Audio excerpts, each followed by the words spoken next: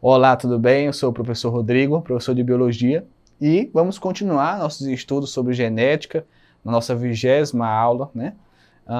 Com os primeiros anos, trabalhando no tema de genética. Lembrando que todas as nossas aulas anteriores estão disponíveis na plataforma EduQC, você pode acessar a plataforma para acessar os conteúdos, relembrar. Na plataforma você pode ver quantas vezes, não gasta não, viu?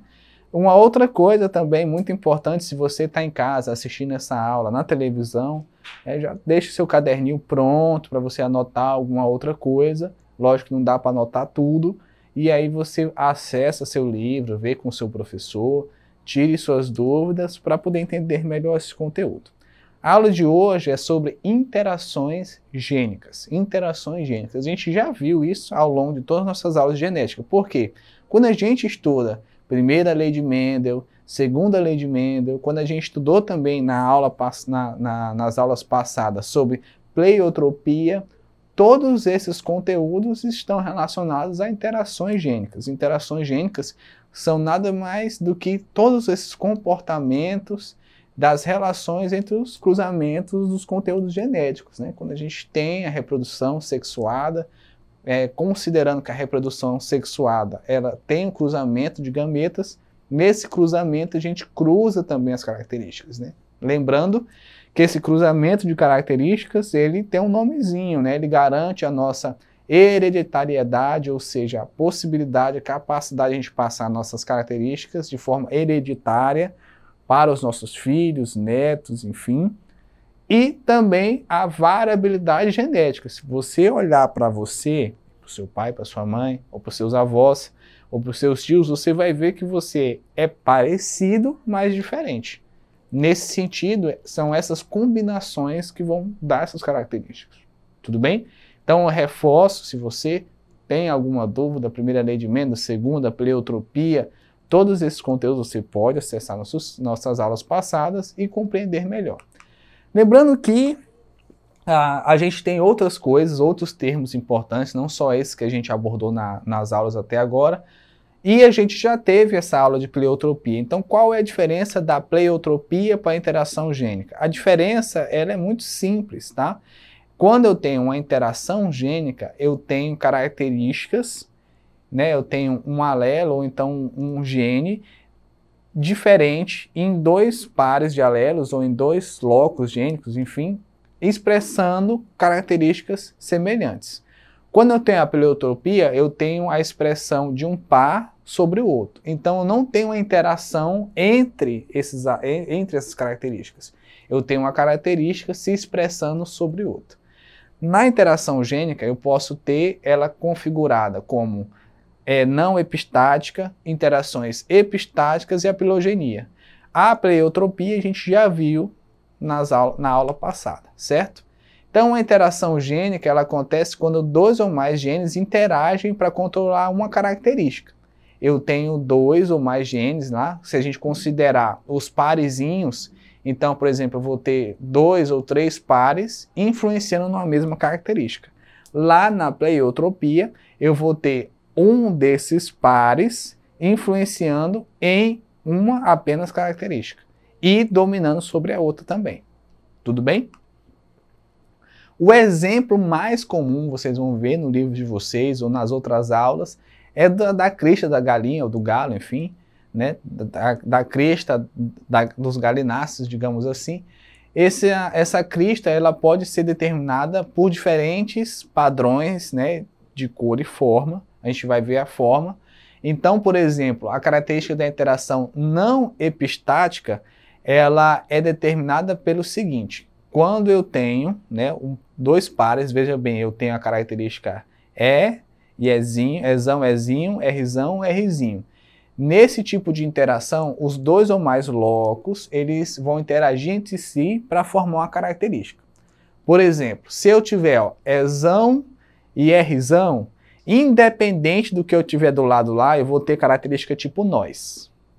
Se eu tiver o Ezão e dois Rzinhos, independente se do lado do Ezão for Ezinho ou Ezão, eu vou ter tipo ervilha. Se eu for considerar Ezinho, Ezinho e Rzão independente do que tem lá no final, eu vou ter a forma de rosa. E se eu tiver todo recessivo, eu vou ser caracterizado como a crista simples. Veja bem, então a não epistática, ela não tem uma questão assim, ó, de uma eliminar a outra. Ela se sobrepõe e tem características que independem do que vem acompanhando lá. Eu tenho a presença do dominante ou do recessivo, eu vou ter diferentes níveis de apresentação dessa característica. Lembrando que tudo que é apresentado externamente é o nosso fenótipo. E a nossa configuração genética é o genótipo.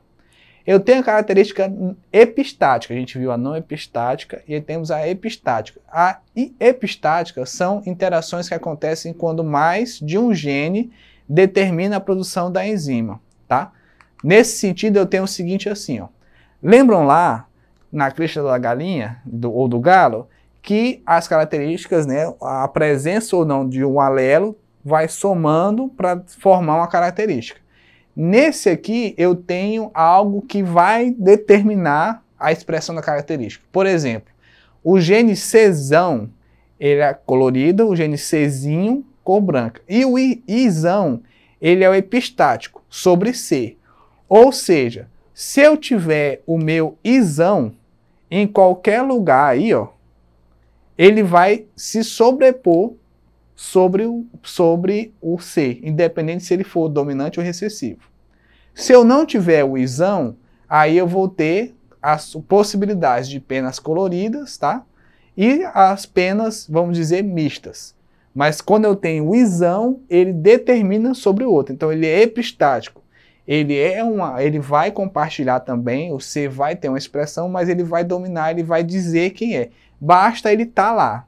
Indiferente se ele vai estar no final, no começo, se ele vai ser só um ou dois.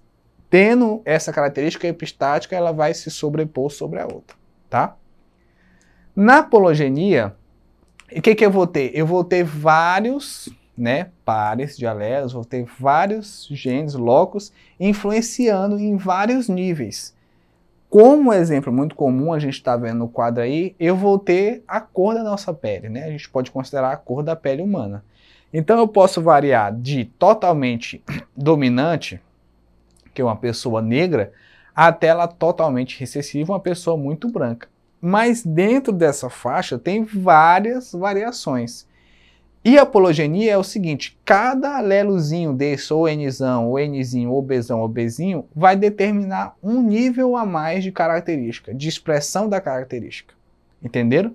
Então, quando eu tenho o não epistático, eu vou ter a combinação, né, a somatória da característica e a presença ou não do alelo vai determinando a característica. No epistático, eu tenho a presença de um gene que vai se sobrepor sobre o outro e ali a característica mais marcante vai ser expressa em níveis também. E quando eu tenho a poligenia, cada gene, cada lelozinho, cada letrinha dessa, no caso a gente coloca a letrinha para entender, vai determinar um nível e a presença dele vai se acumulando ao longo das características e vai sendo expresso mais ou não. Por exemplo, se fosse considerar isso para a altura, eu poderia dizer que quanto mais, né, alelos com a característica para ser alto, eu adicionar a característica adicionar o genótipo daquela pessoa, um pouco mais alta ela vai ficando. Então a pologenia é o que é mais comum da gente observar. Por isso que geralmente quando a gente vai trabalhar essas outras características, como a pleiotropia, né, interações epistáticas ou não epistáticas, a gente pega uma coisa muito específica para poder entender, porque o que acontece na maioria dos casos é a pologenia, tá? Vamos ao nosso exercitando de hoje.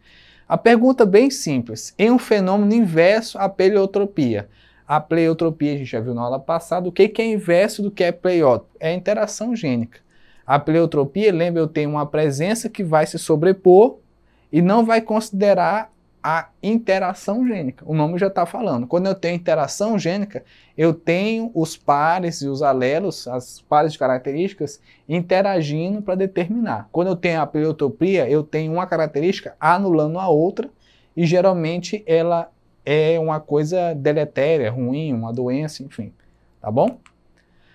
Vamos ao nosso próximo exercício.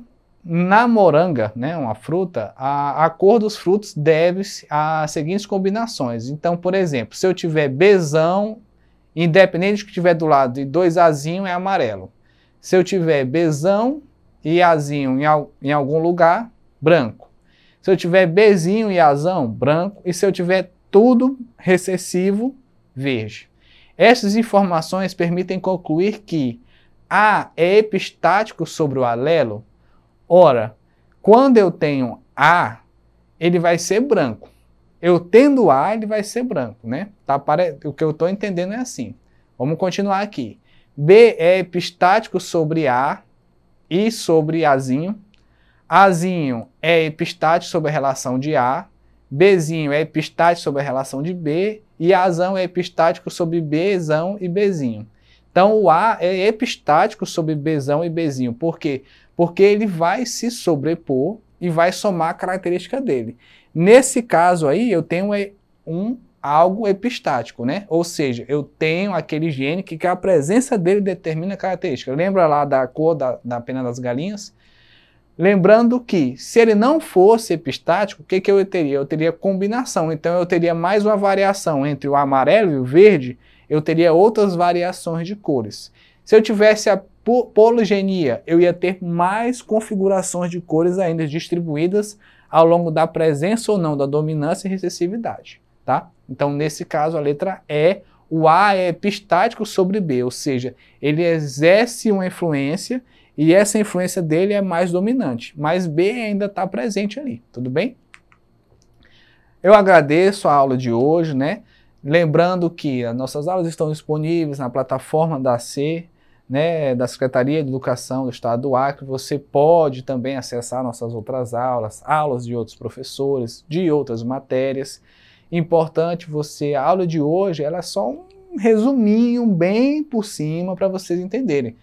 Para que vocês, né, compreendam melhor a genética, como eu venho falando ao longo das aulas, é importante, né, você pegar os seus livros, tirar dúvida com os professores, interagir com seus amigos, enfim, para que você possa potencializar o poder dos seus estudos, né, o seu potencial, né, enfim, aumentar a sua capacidade, inclusive de estudar nesse momento muito complicado, né. Eu peço, né, que vocês se cuidem, fiquem com Deus e até a nossa próxima aula.